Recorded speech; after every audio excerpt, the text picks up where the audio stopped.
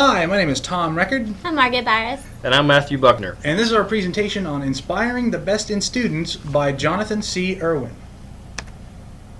Now, the first question we have to ask about putting this in the proper context is, what do you, as the parent, think the purpose of public education is? To prepare my child for the real world, per se, I guess. To teach them basic skills and prepare them for college. So you think that involves test scores to see how well they do on tests? Sure. Or do you think it's our job just to fill their head full of content knowledge? Or maybe do you think it's just for us to babysit them, to give them something to do? I would hope not. No, Yeah. I don't think so No. either. I think the point, the purpose of public education is for human development, the very thing we have been taught in our education courses. It's the very motto Right. of the education department. And as educators, are we failing the students by not importing the human decisions of social and environment? Or are we preparing them with SEL, socio-emotional learning programs? I think right now, in the current state, we are failing our students. If we're not providing proper context for the skills they need to learn, not just to be intelligent human beings, but human beings. Right. And we're giving the knowledge side of it, but I think we're not focusing on the social and emotional side of it. And that's the point that Jonathan C. Irwin makes in this book, is that maybe we are missing out on some of the points on proper education. Right. So we need to teach these skills, these social emotional skills, to provide a proper motivation, to let students know what motivates them and how we can motivate them as teachers. It's all about the total development of the child. Yeah, And not just preparing them for sitting and studying themselves. right. And it's to do this, it's important to understand the need for student and teacher relationships, because without them, I think the process it fails on its face. The book talks about relationships a great deal in the first couple It's of very chapters. important, yes. Teachers have to have a relationship with their students. Mhm. If that relationship is not there, it's got to be a trusting relationship. They have to feel cared for. And Irwin actually mentioned something about this. It takes a lot of effort to get along with each other well, and the best way is to begin by doing something fun together.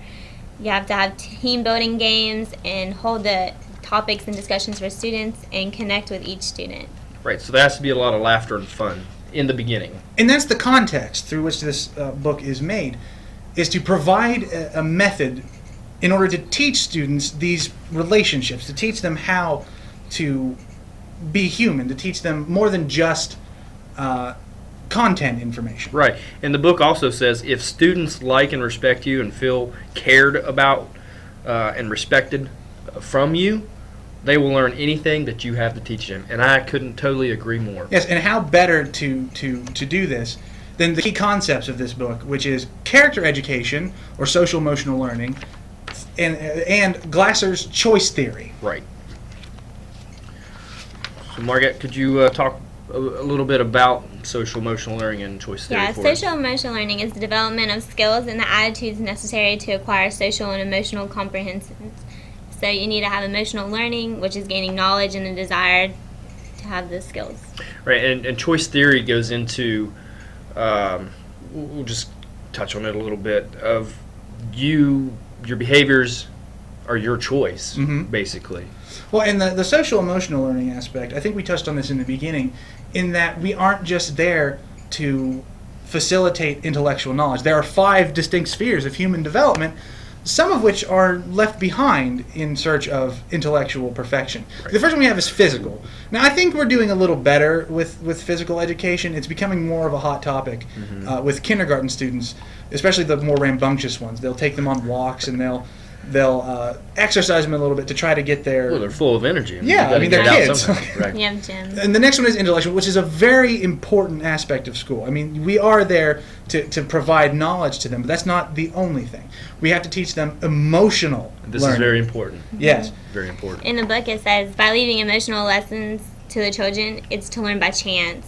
So we are largely wasting a window of opportunity to present the slow maturing of the brain to help them cultivate a healthy social and emotional concept. Yeah, we can't let students wander through this alone. We have to be there as people who are developed, and we have to teach them the skills necessary for them to achieve Absolutely. the similar development. That could not be more true. And it goes in the same with the social development. These kids are, they're around peers every day, and if they don't have the proper context to interact with them on a Yeah. positive level, it's just going to.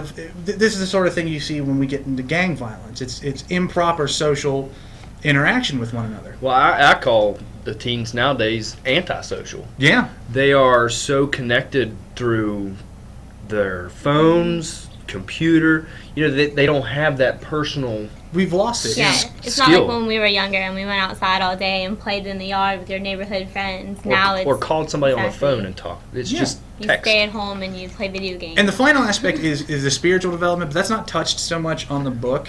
The two most important aspects of this is the 5 Spheres of Human Development, as indicated in the title, is social emotional learning. Right. So what is social learning?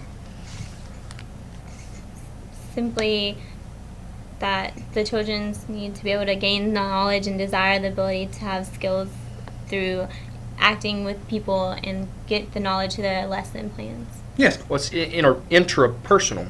yes, those are interpersonal skills used between other people. Now, what is emotional learning? That would be intrapersonal skills. Right. It's the ability to reflect on your own actions, your own feelings, thoughts, actions, and to be able to reflect on those to determine why you behaved in the way you did, and to perhaps modify if you didn't behave quite as well as you could have. Right. And put together, these teach a positive character traits such as respect, responsibility, work ethic. In other aspects like self-regulation and That's a big one in this yeah, book. mhm. Very big and in it this helps book. with their motivation, and it teaches them to be socialized human beings. It teaches them how to go out into society and not end up in a poor position. So, what are the requirements for an effective social emotional learning program? Because that's what this book is about: is creating one. Right. We'll touch on a few because the book mentions a lot, but I Mhm. think again relationships to me That's- play a huge part. Oh yes, yes. Yeah. in SEL. Oh yeah, and it has to be sequenced. That you have to go from point A to point B. You B. can't start from A and then go to D and expect it to sit with the students. It's all Absolutely. like math. Yes, it has to be active. The students have to be willing participants. In fact, everyone One needs has to be to. willing participants. And in that's this. that's from the ground up. Which Mhm. involves the community involvement. You need to have the parents and the whole community, the staff, the teachers, Right. the board. The instructions have to be explicit. They have to integrate well with one another, and which goes into the community involvement because everyone needs to be involved, and that requires relationships. And then focus. Absolutely. So a big thing. So what is the next thing? The choice theory is the theory through which a social emotional learning program can be integrated. So what the book says is that choice theory is the internal psychological model that provides the foundations for the book. Basically, decision making. Yes, it's that internal control versus external control. What is why do students act the way they do? Well, according to choice theory, regardless of the external circumstances, the choice ultimately resides in you. Well, speaking of which, I did an example from the book with a group of high school students, grades 9 through 12. Tom and I were talking about how students don't really realize that they make choices.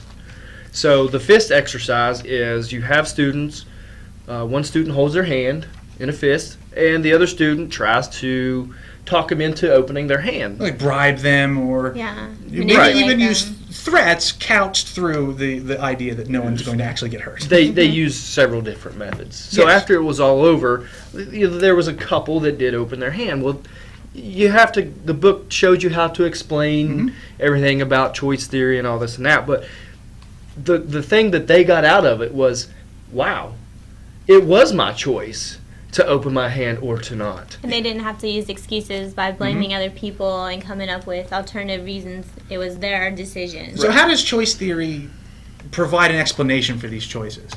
They go through the 5 basic needs, which we'll give a very short rundown. The first need is survival, which is your physical needs, your hunger, your Shelter. shelter, Basic needs. very basic Yeah. needs. There's belonging and love, which is the students want to be involved in a group, to have friends, to feel like they belong to a group. And this becomes more evident in the middle school and high school School. years. Yes. Just the se- raise gangs and stuff that they don't have the specific needs. Right. There's power, which is not necessarily what you might think of as power. It's not the will to dominate others.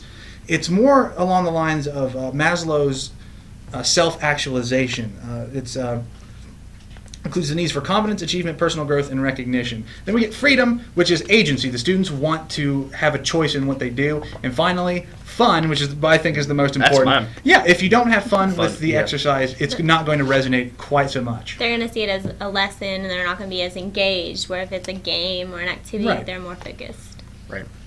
So the book goes into the analysis part. Let's Yeah, talk well, about there's a that. growing body of evidence that suggests that this SEL program isn't just fluff. It does actually increase test scores.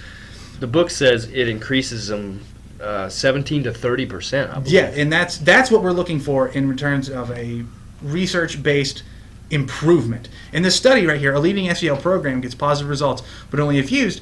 A program called the Responsive Classroom is tested in several classrooms, and they do show improvement. Right. It was a 3-year study. And Yeah. The results were amazing. Yes, and the NASB paper is more like guidelines on how to properly integrate this SEL program. But there's also potential problems. Yes, there's always going to be potential problems. Which requires specialized professionals. So Right, that this- means these guys need to be trained from the beginning. Right, they, what happens here is,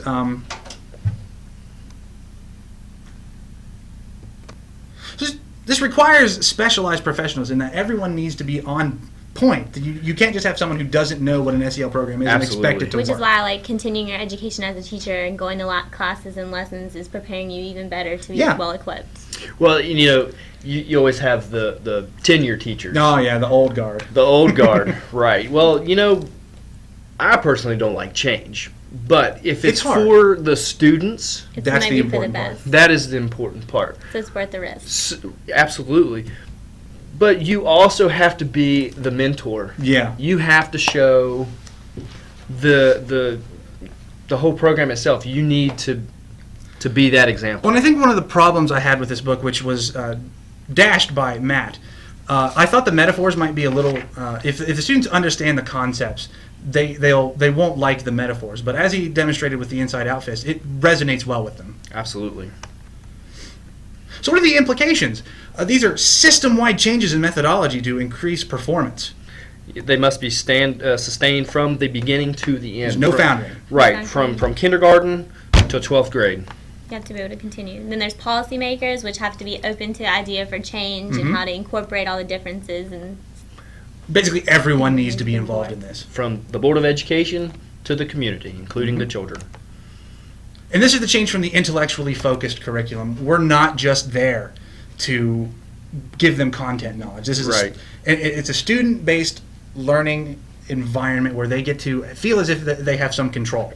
they're incorporated into the lesson. Right. And guys, we're at the end of our slide, but I personally, as a future teacher, will absolutely take these lessons that I've learned from this book. It has and been- I will integrate that directly into my It class. has Start been from very day interesting. one with like icebreakers and welcoming the kids and making them feel a part of Absolutely. the lessons. So, guys, thank you very much. This has been Tom Record, Margaret Barris. And Matthew Buckner. and you guys have been a great audience. Thank you very much.